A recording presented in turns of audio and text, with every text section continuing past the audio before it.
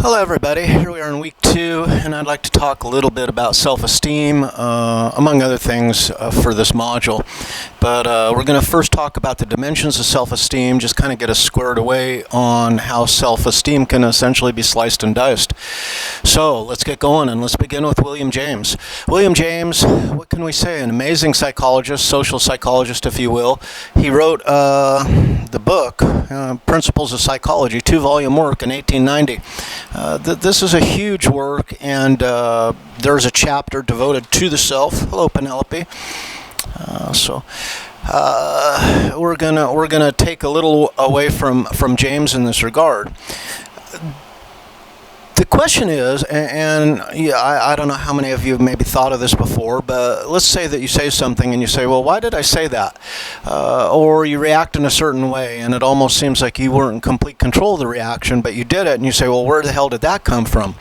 And this sense of self, that this kind of two-level sense of self, that is, I'm an object and I do things, I act in my environment, I react to stimuli, but then I have an awareness of that self in that environment. And this is a problem way back in time. The ancient Greeks spoke about this. They instituted the idea of the homunculus, the little guy inside your head. We talked about the we're going to talk about the executive when we get to David Dunning. Or did we already? Maybe we already did. So I'm a little confused there. Penelope will straighten me out. Let's start with the me, though, and that's the self as known. That's the empirical ego. That's what can be known about me. And what can I know about me? Well, it's the sum total of everything that I am. So the material me, that is my possessions, are part of me. My clothing, whatever it is that I purchase, that I choose to purchase or choose not to purchase in that regard, right? So that's the material me. And then there's the social me, and this is how I behave with others. And notice, there might be multiple social me's. That is, we probably don't behave at happy hour the way we would, let's behave at a holiday dinner at home with our family. It might be different. There's the spiritual me, and this is the connection of me to something larger in the world. If you're religious, then it's probably your relationship to your deity. Otherwise, it may be just kind of a spiritual underpinning. Now, a couple things that are consistent about the self, according to James, is the feelings that are aroused by the self or consideration of the self. One might be self-appreciation, and that is, it's natural for us to like ourselves. And notice that clinical depression would be a pathology where this has gone kind of strange or haywire. Self-seeking, that is, we seek self-knowledge, although there's people that will disagree with this, and the type of self-knowledge that we seek might be self-knowledge that's favorable rather than unfavorable. And we exhibit self-preservation, that is, we want to survive, and we want the self to go on and survive. So, but then who knows about all this, and who can make judgment about this? Oh my God. And that's the I, and that's, if you will, the pure ego. That's the one that has self-awareness. She's got to have her cone on for what? Till the end of the week, sweetie? Yeah. She was born without a left eye, right? So they had to remove what was ever in that eye socket, and then they stitch it up, and now she's got some staples to do the final closing. So, but she's a good cat with a cone. She's the best cat we've ever had with a cone, aren't you, sweetie? And she's a little crazy right now. So, self-complexity then, self-clarity, other concepts we need to talk about. The self-concept is the belief of who we are. It's kind of the narrative that we create for ourselves that explains ourselves in our environment. The extent to which which individuals have many relatively and independent ways of thinking about themselves, then in fact we can see the self as becoming more complex. Right? Popeye, remember Popeye, I am what I am, and that's what I am. I'm Popeye the Sailor Man. Doesn't have a very complex self-concept. It's pretty straightforward, and it's pretty simple, right? Other people are more nuanced in their dealing with their environment. Self-concept clarity is the extent to which the self-concept is clearly and consistently defined, right? So just a couple terms that we can use. Now let's talk about self-concept and self-esteem. Self-concept is the belief that you have about yourself. The self-schema is this integrated set of beliefs, memories, generalizations about one's behavior in a given domain. And self-schemas, then, we can have multiple self-schemas that are present or active during different domains. So my teaching self-schema is far different, let's say, than my relationship partner self-schema, or when I'm interacting with the cats, then that instigates another self-schema. When I think of myself as a gardener, that is another self-schema. So this guides how I process knowledge about themselves. And notice that certain schemas might be important than others. So we'll get to that here in a little bit. Now, when we measure self-esteem, back in the day, Rosenberg measured self-esteem as global self-esteem with the Rosenberg self-esteem scale. That was 10 items. Penelope, you are being vicious today. You need to play with your toy, not my hand. It's a good thing with youngsters, young cats, to teach them that your hand is not a toy. She's not buying it, though. Come here. Come here. Play with this. All right? We'll see how that works, right? So the global self-esteem, the Rosenberg self-esteem, is we build this over our lifetime, and we might ask the question of ourselves in a given day, how am I doing? And we might not even do this consciously. It might be a non-conscious process. But this is the way that we determine aspects of ourself and how we're functioning in our environment, positively or negatively. So global or trait self-esteem is the long-lasting type of self-esteem. Now, the Rosenberg self-esteem scale, we'll get that, and as I said, it could be conscious or non-conscious, if you will, implicit versus explicit. So, and there might be mismatches there, but that's more for the class on the self. And if you're interested in the self, I mean, we have a great class on the self in our department. Now, this is related to self-concept. Self-esteem can be stable, or it can be relatively unstable. And then the contingency. Crocker and Wolf talked about the contingency.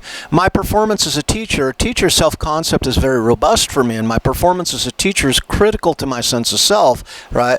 Because it's a very important domain, and because it's such an important domain, we use this fancy term contingency, that my self-esteem is highly contingent, highly depends upon my performance as an instructor, right? So what do we get then? If we talk about stable versus unstable, and then we talk about high or low self-esteem, we can really kind of end up with 3 or 4 possibilities. This is a weird issue because what we have is 2, low, high, right?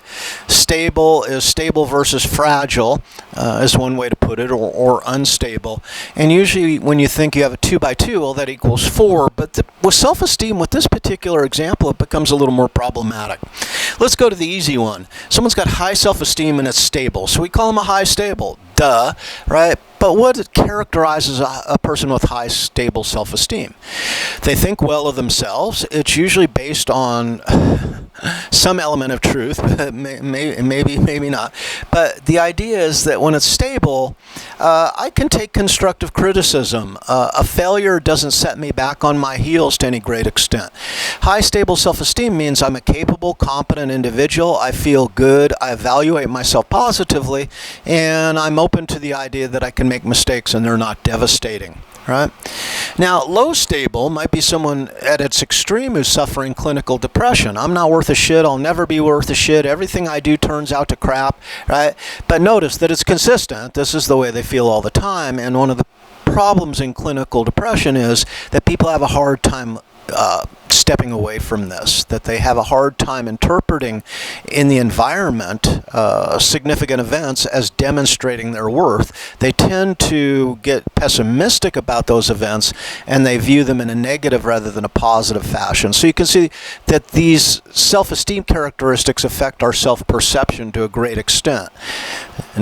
They affect our self-perception as well as they're the product of our self-perception. So it's kind of a bi-directional relationship. Now, the high unstables can be really scary. These can be difficult people to deal with because they think the world of themselves, but they're wrong, right? And so what happens is that their self-esteem is attacked, and it's not robust, it's not stable, it's kind of generated from bullshit, if you will, and these people then get very defensive when they're challenged. They don't take constructive criticism. Constructive criticism by these people is more viewed as an attack. So these are people that are difficult to deal with, and if you're a supervisor in the workplace and you have to give someone corrective action who has high unstable self-esteem, I would expect to have a battle about it. Now, the bottom one is a tough one, the three question marks there, because we're talking then unstable, low self-esteem, and that's a little harder to visualize, right? Some people have suggested maybe this is akin to what we observe in people with borderline personality disorder, but I don't want to go too far with that. Two things to really consider. That high stable self-esteem we build through our experiences and honest performances and honest evaluations, and we're confident in ourselves. High unstable is the scary folks. When they're threatened, they can become violent. They may lie. They may dissemble, whatever it is. So high stable self-esteem, high unstable is something to be concerned about, and definitely makes employees difficult to deal with. Let's talk a little bit about the contingency of self-worth then. What do we know? Performance is important in some domain and not others. We transition. Remember middle school to high school and then to college? Many of us played sports of some kind in middle school. But then once we get to high school, we start to get sorted out whether we're really capable of playing that sport or not at a higher level. So when I hit high school, I was, like 5'7", 5'8". I'm 5'8" now. That's as tall as I was going to get. Basketball was really off the table. So, if someone wants to make a fool out of me on the basketball court, it's pretty easy because, anyone of normal height almost, right, can hold the ball up here like this, and all I can do, that's a fan up there. I still have my fingers, so that's good. I will jump for the ball, and they can just keep it out of my reach, and I look ridiculous on the basketball court. For a variety of reasons, not just that, but the idea then is, why do I want to play basketball if all it does is point out how ineffective I am? So I choose then not to tie my self-esteem to my performance on the basketball court. And what did I do in high school? Well, I also tried out for football, and I thought I was going to get killed, right? Because they said, well, you're good size for a halfback, or maybe you can play end or something. But these huge guys would just crush me, and after 2 days I said, this is no good. They're going to kill me, right? I ended up playing soccer because in soccer, that's far less important. You have to have some speed, right? But not necessarily size. So it was a better fit for me. And I could feel better about myself. So the domain of basketball, nope, not going to tie my self-worth to it. Domain of soccer, more likely to. Or for some people who aren't good in sports at all, then you might tie your self-esteem to your academics. Or if you're a dancer, dancing, acting, whatever it is. The point is that we successfully can choose what areas to tie to our self-esteem. So, self-esteem will be linked more tightly to areas where we put in a good performance. Now, the downside to this is if we put a bad performance in on one of these, we have a bad performance within this domain, then it can really kind of sting and it can hurt because it's important to us. So poor performance, unimportant domain, has little effect on our self-esteem. And what does this mean? Well, let's try this out. What's the... No, I'm going to pick on Detroit because it's in the news quite often. What's the graduation rate from Detroit high schools? Yeah, 25%, right? That's horrible. Here in the Hilltop, if you go to West High School, the graduation rate's about, runs 65 to 70%. You go to Upper Arlington High School, 99.9% graduation rate. Think about the crappy schools in Detroit because there's little property tax, because property values have tanked, so there's little property tax. There's not a lot of money in the schools, right? They can't attract very good teachers. The schools are falling apart. Kids are unlikely to identify their self-esteem with the domain of academics because they are set up to do poorly in those environments. So they'll find something else to do. They'll drop out of school and they'll find something else that they can do where they can gain self-esteem. One of the big issues here is gangs know that, right? And gangs function on the people who are leaving the mainstream to develop talents and skills elsewhere. You need to play with this. not my hand, sweetie. All right? Poor performance in an important domain can have a significant impact, right? So we need to work hard, train hard to put in our best performance, and of course, you guys know that. So, self-esteem, maintenance, and repair. Well, if self-preservation and a desirable sense of self is one of the goals, according to James and others, then what happens if our self-esteem takes a hit? Right? What do we do for that self-preservation aspect James was talking about? And this comes to the maintenance and repair. How do we maintain our self-esteem, and/or how do we repair our self-esteem? And interestingly, there was a bunch of researchers coming out of the 70s into the 80s that started pointing out all these ways to enhance or repair self-esteem. And someone would come along and say, this is the way it's done. And someone else would come along and say, no, this is the way it's done. And then along comes Abraham Tesser, and he looks at these 7 or 8 self-esteem maintenance and repair techniques, and he says, you know what? They all work in different situations. So he called it, it's funny, he called it the self-zoo at that point in time in the literature, and that is, we go to the zoo and we go stand in front of the cage where the animal's attractive to us. And so it is with self-esteem. There are many techniques, and they can be used separately, they can be used together. So the one I just talked about was disidentify with the domain. If I'm shitty in basketball and it's going to hurt my self-esteem, guess what? Basketball is unimportant. Why bother playing? That's a silly game, right? So I start saying these things, right? I start reframing the importance of basketball in a way that allows me to protect my self-esteem. I might use self-serving cognitions, and a self-serving cognition is a way that I explain away the world. Spin is a good way to put this. So if I take a test and the test just kills me, right, I have a couple options. I can say, wow, I'm not as smart as I thought I was, or I should have studied harder for that test, or whatever. But with a self-serving cognition, right, I can say things like, well, that teacher couldn't write a test to save their life. I don't know what his problem is. He can't teach. See, and now I'm spinning it and putting the responsibility for my failure on the teacher rather than myself. So self-serving cognitions. And we see these used all the time, especially in this day and age, the political climate. Everyone has got a reason why they put in a poor performance, right? Now, let's try out basking in the reflected glory. It's pretty much just like it sounds. What if I told you that my babysitter was, when I was about 10, 11, 12 years old, my babysitter was Hot Lips Houlihan from the TV show MASH. You know Loretta Swit? Well, my mom is a casting director. I grew up in Los Angeles. She was a casting director. Loretta was one of her good friends, and anytime my mom would travel, take a trip that she didn't want to take me on, she'd leave me with Loretta. This is basking in the reflected glory. What I'm trying to do is put out some connection I have to someone famous, so some of that fame kind of bleeds over on me. Look at me, I'm special. And I'll bet you all have someone that you've bragged on your relationship with that person in your life. So that would be basking in the reflected glory. Another thing you can do is make downward social comparisons, and this is where you say, hey, at least I'm not as bad as they are, right? So you might have not gotten the best score on the test, but if someone got a score that's quite a bit lower than yours, you can take solace, right? And you can kind of protect your self-esteem by saying, wow, there's a bunch of people who did worse. I'm not that bad, right?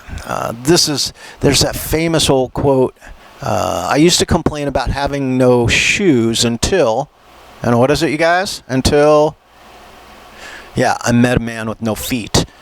So these downward social comparisons. Find someone whose life sucks worse than yours, right? And then finally, this last one's a little tricky. Sometimes people have a hard time differentiating self-serving cognitions from self-handicapping. Self-handicapping is where we set up the situation that maybe we explicitly or implicitly expect failure, so we give ourselves an out before we even do the performance.